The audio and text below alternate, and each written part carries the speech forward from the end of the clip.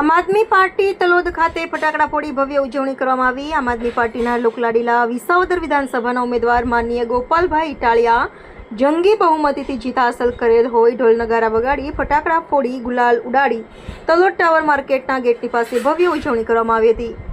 આ પ્રસંગે આમ આદમી પાર્ટી સાબરકાંઠાના જિલ્લા પ્રમુખ હિતેન્દ્રસિંહ પરમાર, પૂર્વ તાલુકા પ્રમુખ રણજીતસિંહ સોલંકી, આનંદસિંહ રાઠોડ, ભાવિકસિંહ સોલંકી, પંકજભાઈ મંદરાની, કારુસિંહ સોલંકી તેમજ હોદ્દેદારોએ ખૂબ મોટી સંખ્યામાં હાજર રહ્યા હતા। રિપોર્ટર જયંતિભાઈ પટેલ, તલોદ।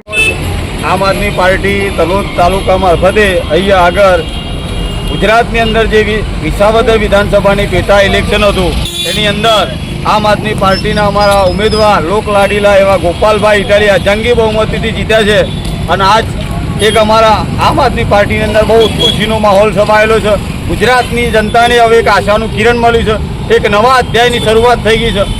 અત્યાર સુધીના ઇતિહાસમાં એવું કહેવાતું હતું કે ત્રીજો પક્ષ સક્સેસ નથી ગુજરાતમાં, પણ આ ત્રીજો પક્ષ બધા એમ કહેતા કે ત્રીજો પક્ષ નહીં ચાલે, પણ આ ત્રીજો પક્ષ જ ચાલવાનો છે અને આવનાર સમયમાં આમ આદમી પાર્ટી સિવાય એવું બીજું કોઈ ચાલવાનું નથી।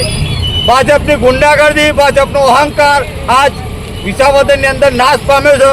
જે ભાજપનું 30 વર્ષનું સામ્રાજ્ય હતું એ સામ્રાજ્યનો અહીંયા આગળ નાશ થવાની એક શરૂઆત થઈ ગઈ છે। આગામી 2027ની અંદર આ એક શરૂઆત ગુજરાતની અંદર સરકાર બનાવી રહી છે। અહીંયા આમ આદમી પાર્ટીના કાર્યકર્તાઓ ઉપસ્થિત છે, તમામની અંદર ખુશીનો માહોલ છે। આ સાબરકાંઠાની અંદર સમગ્ર જિલ્લાની અંદર તાલુકા મથકે અહીંયા ઉજવણી થઈ રહી છે। દરેક જગ્યાએ ફટાકડા ફૂટી રહ્યા છે, મીઠાઈ વેચાઈ રહી છે, ગુલાલ ઉડાઈ રહ્યા છે। સમગ્ર ગુજરાતની અંદર આમ આદમી પાર્ટીના કાર્યકર્તાઓ બહુ ભવ્ય ઉજવણી કરી રહ્યા છે।